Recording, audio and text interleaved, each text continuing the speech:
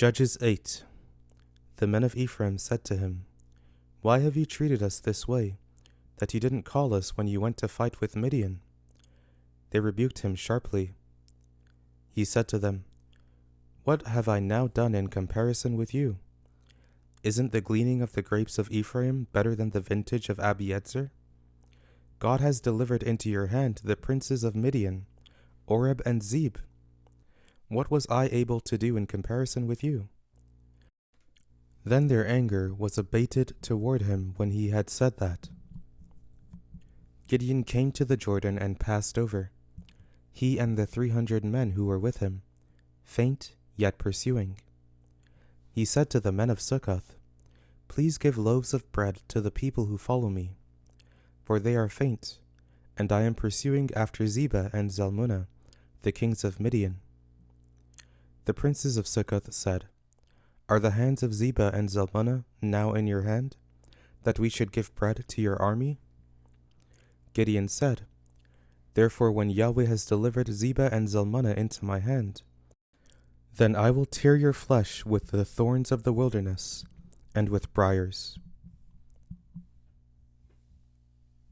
He went up there to Penuel, and spoke to them in the same way. And the men of Penuel answered him as the men of Succoth had answered. He spoke also to the men of Penuel, saying, "When I come again in peace, I will break down this tower."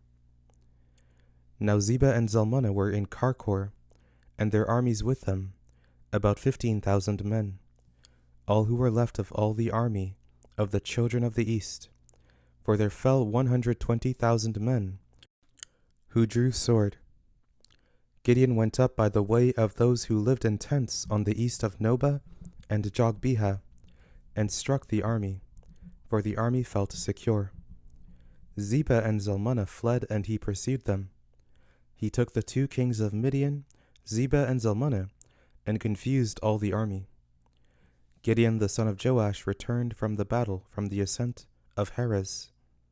He caught a young man of the men of Succoth, and inquired of him, and he described for him the princes of Succoth and its elders, 77 men.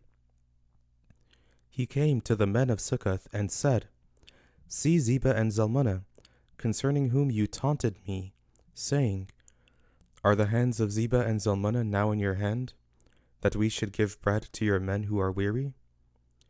He took the elders of the city, and thorns of the wilderness and briars, and with them he taught the men of Succoth. He broke down the tower of Penuel, and killed the men of the city. Then he said to Zebah and Zalmunna, 'What kind of men were they whom you killed at Tabor?' They answered, 'They were like you. They all resembled the children of a king.'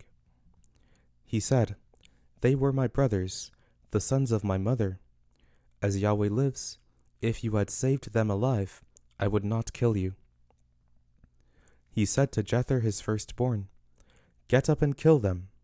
But the youth didn't draw his sword, for he was afraid, because he was yet a youth. Then Zebah and Zalmunna said, 'You rise and fall on us, for as the man is, so is his strength.' Gideon arose and killed Zebah and Zalmunna, and took the crescents that were on their camels' necks. Then the men of Israel said to Gideon, 'Rule over us, both you, your son, and your son's son also, for you have saved us out of the hand of Midian.' Gideon said to them, 'I will not rule over you, neither shall my son rule over you. Yahweh shall rule over you.' Gideon said to them, 'I do have a request, that you would each give me the earrings of his plunder,' for they had golden earrings, because they were Ishmaelites. They answered, 'We will willingly give them.' They spread a garment, and every man threw the earrings of his plunder into it. The weight of the golden earrings that he requested was 1,700 shekels of gold, in addition to the crescents, and the pendants, and the purple clothing that was on the kings of Midian, and in addition to the chains that were about their camels' necks. Gideon made an ephod out of it, and put it in Ophrah his city. Then all Israel played the prostitute with it there, and it became a snare to Gideon and to his house. So Midian was subdued before the children of Israel, and they lifted up their heads no more. The land had rest 40 years in the days of Gideon. Jerubbaal the son of Joash went and lived in his own house. Gideon had 70 sons conceived from his body, for he had many wives. His concubine who was in Shechem also bore him a son, and he named him Abimelech. Gideon the son of Joash died in a good old age, and was buried in the tomb of Joash his father, in Ophrah of the Abiezrites. As soon as Gideon was dead, the children of Israel turned again and played the prostitute, following the Baals, and made Baal Berith their god. The children of Israel didn't remember Yahweh their God, who had delivered them out of the hand of all their enemies on every side.